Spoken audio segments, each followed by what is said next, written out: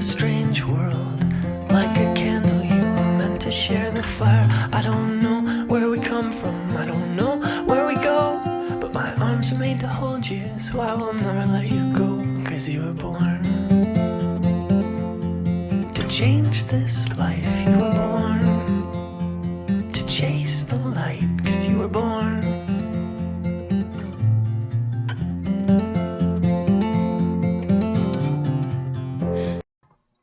Gosh, that looks so weird. Okay. Hi everybody and welcome back to our channel. I'm Miranda. Today I wanted to do a sit-down storytime video for you guys just about who we are. Up until now I've kind of just been playing around with YouTube. Our other videos, they're playing right over there in the playroom. Our other videos have just kind of been me getting used to the video editor, getting used to how YouTube works, trying to figure out what we want to do and how we want to go about starting our channel. I ultimately decided to make the channel because I've had people off Instagram ask me to make a channel just to vlog our journey with neurofibromatosis, which is a diagnosis that Super Cooper has that I will get into later in the video. And then also our journey about me just being a young single mom. I had Grace at 21. I got pregnant with her at 20, and then Super Cooper I had at 25.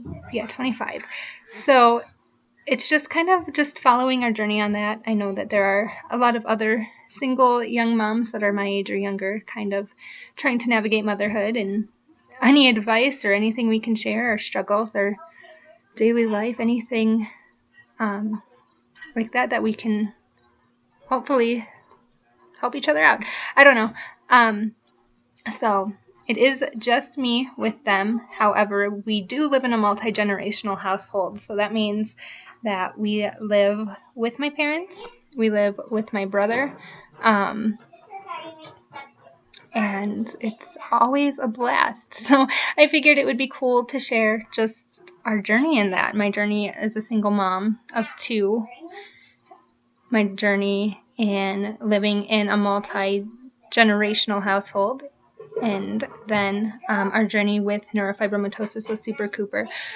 So everything else, my birth stories, my pregnancy stories, all those I can share in other videos if you guys want to hear them. So if you do, like, subscribe, comment down below what you want to learn about us, what you want to know, and I will be glad to share all of that information with you guys. But today I'm going to do a video just kind of about our journey with Cooper's diagnosis, tell you guys about that, because coming up we are going to have a few vlogs of us in Denver. Actually, we're going on a road trip to see his doctors. His doctors are in Colorado.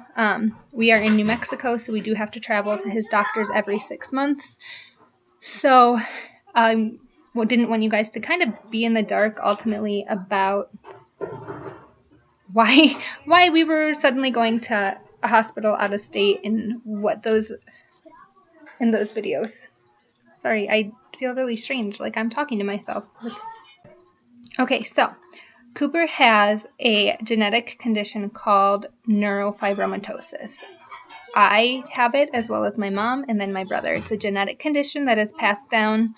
50-50 chance it gets passed down to your kids. So my 50-50 was Grace does not have it, Cooper does. It's just one of those things. That's how it works in my family. My mom has it. We're not sure on her siblings, but my sister does not, and myself and my brother do. This condition is not curable. It's unknown what causes it. We do know that it has to do with chromosome 17. With this condition, it is a neurological condition. So basically, it can cause tumors to grow on all the nerve endings throughout the body. It can cause bone deformities. It can cause learning disabilities and other cognitive skills. It can cause high blood pressure, heart issues, things in vital organs in the body. I have been extremely blessed that my case of NF is very, very slight. I have all of the cafe au lait spots, which are just brown pigmentations on your skin, just different colored spots. And that's pretty much all I've had to deal with besides slight joint pain in my wrists, my knees, and my ankles.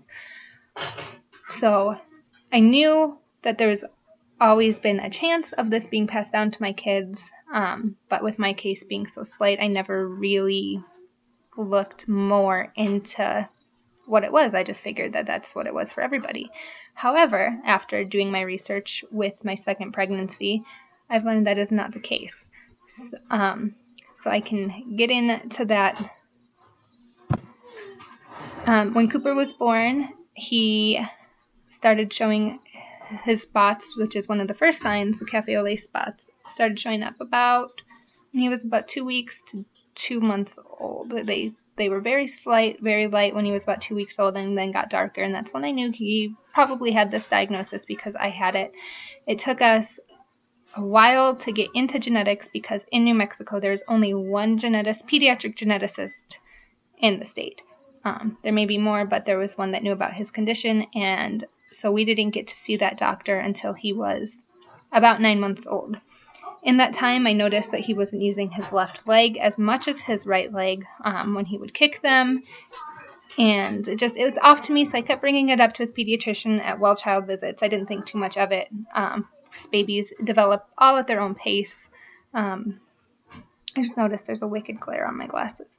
Let's see if that works better. Anyways, so he wouldn't kick his legs the same amount, kept bringing it up to the pediatrician, and the pediatrician ultimately just kept blowing it off which is also what I thought, babies develop at their own pace. He's developing on track every other way.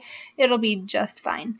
So around, I want to say when he was probably about 7-8 months is when they start crawling, start pulling up on things. I noticed that he didn't crawl with his left leg. He tucked the left leg in and pushed with the right. If he got his left leg out, he would freeze and wouldn't move and would start crying when he would try to stand up. It kind of looked as almost his foot was laying on its side and he was standing on his ankle.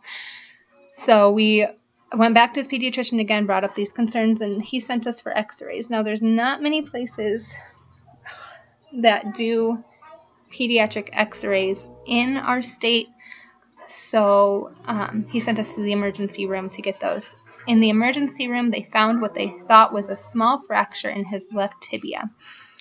So from there, we were sent to orthopedics. Now, with neurofibromatosis and with his diagnosis, there is a chance of having pseudoarthrosis of the tibia and tibial dysplasia, which I'm throwing out all kinds of big words. Basically, what that is tibial dysplasia is an abnormal bowing of the leg, and then pseudoarthrosis is when that bow starts to break and the bone won't grow back together. It just basically stays broken and forms false joints. That is, some NF patients do get this condition in the tibias.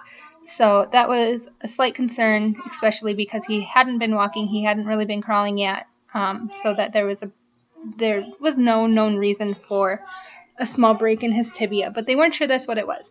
So we went to orthopedics, and they looked at the x-rays and said that it was not a fracture, but the bone in his left leg did look weird, so they wanted us to go back for follow-ups in a couple of weeks. So long story short, we went back and forth for follow-ups with no answers, and this time by this time he was about 9-10 months old. We saw his geneticist at 9 months, got his official NF diagnosis, and noticed that he was having high blood pressure readings. So they wanted to send us to nephrology to make sure that everything was good there, because issues in the kidneys are also common in NF, which can elevate the blood pressure. Sorry if I keep looking up. They're playing in the playroom over there and not sure what they're doing, but it's super cute. So we went to nephrology. Everything looked good with his kidneys, and we kind of just were at a standstill with his leg. They couldn't tell us what was wrong. We kept getting mixed answers, and I wasn't comfortable with the answers we were getting. In this time frame, I had started our Instagram, Super Cooper and Grace the Great, to just kind of document his NF journey, reach out to other families that have this condition. About 3,000 people a year are diagnosed with NF. Some people go their whole lives without knowing they have it. It is the most common neurological disorder in the world, but the least known. Many doctors don't know about it. Many people in the medical profession don't know about it. It's still kind of it's not new, but in the sense of just medical treatment, nobody really knows how to handle it or deal with it. So I figured through making our Instagram page, I would reach out to other families or hopefully find other families and build a connection with other people that have gone through this. I grew up with it. My son is growing up with it. So to just be able to meet those families and connect with them, which we have. We've built a wonderful connection, wonderful foundation. I started working closely with the Neurofibromatosis Network as a volunteer advocate. So I am trying to get more awareness in our state. What do you have? Banana. It's not a banana, it's an apple. Say apple. There you go. I started volunteering with the NF Network just to get the community in New Mexico built and to meet other people with this condition. I know our local hospital where we originally went for his genetics appointment has a ton of NF patients, and they are all kind of like us and left in the dark and not really sure where to go or what to do, especially because appointments are hard to come by here.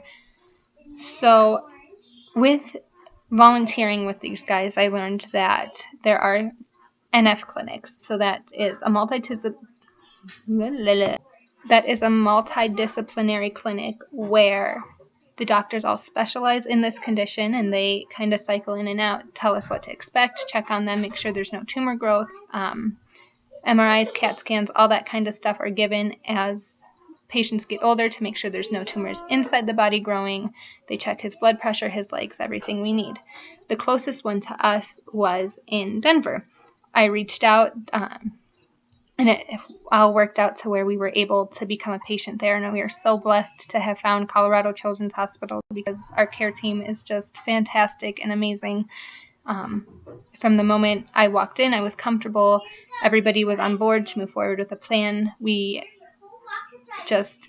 was so comforting to be able to find people that were knowledgeable about this condition. I have gone my whole life with this condition and found doctors that would say that they knew nothing about it. They would Google it in front of me. They would say that it was a fake diagnosis, that they read about it in a textbook once.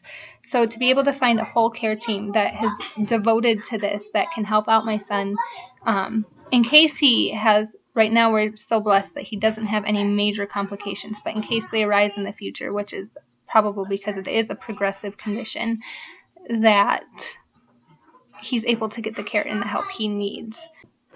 We had his first appointment with them in February. We flew out to Denver from Albuquerque, which was great. My sister's in Colorado Springs, so she met us in Denver and spent the couple days we were there with us.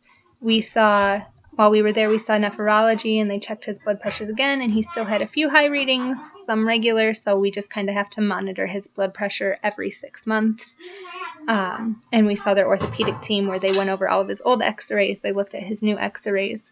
They don't want to diagnose anything yet. They say that the bowing in his leg and they said it looks like possible pseudoarthrosis, which is what the doctors here told us. They said it looks like possible ankle valgus, which is also what the doctors here told us. But they don't want to diagnose it yet because when we went in February, he was still just a little over a year, and babies around that age still have bowed tibias and the turned-in ankles just from their position in the womb, and they should grow out of it. But because there was concern with the density in his bone, in his tibia, which is actually in his right leg, not his left leg, they just want to monitor his legs every 6 months to see how it grows and to make sure that it grows properly and to make sure that we don't move into those diagnoses so that we can prevent it from breaking. So they do just want to monitor it, follow him every 6 months just to make sure that his bone is going to start growing correctly, and if it doesn't and we are going to end up with that diagnosis of pseudoarthrosis tibial dysplasia, that we can put preventative measures in place before it breaks instead of after it breaks, because it's a lot harder to fix once it breaks. So that is pretty much it with our NF journey now. We are heading this weekend back to Colorado, but this time we are driving. It's a 6-hour, 7-hour drive. It's really exciting. Actually, we decided to turn it into a fun road trip, so we're stopping for lunch on the way there and meeting my cousin, who I haven't seen in years. We're going to do all kinds of fun stuff. My sister's wedding's coming up, and we haven't seen her in a while, so to just get to spend some time with her. Will be nice. And then Gracie's birthday is next week, so we are going to be there right before her birthday. So we're going to have some fun birthday surprises for her that we're going to do. We'll have a full day of appointments at the hospital, and we'll kind of just make a fun road trip out of going to doctor's appointments instead of just going to appointments and sitting in the hotel room. So I just wanted to kind of do the story time, introduce ourselves, explain what neurofibromatosis is, and I kind of did a horrible job of that. So if you guys have any questions about it, ask them in the comments. I just wanted to do the story time video to introduce ourselves, introduce myself. Again, I'm Miranda, and I'm Cooper and Grace's mom. Just to reach out to people in the neurofibromatosis community, share our story so that you guys know that you're not going through it alone.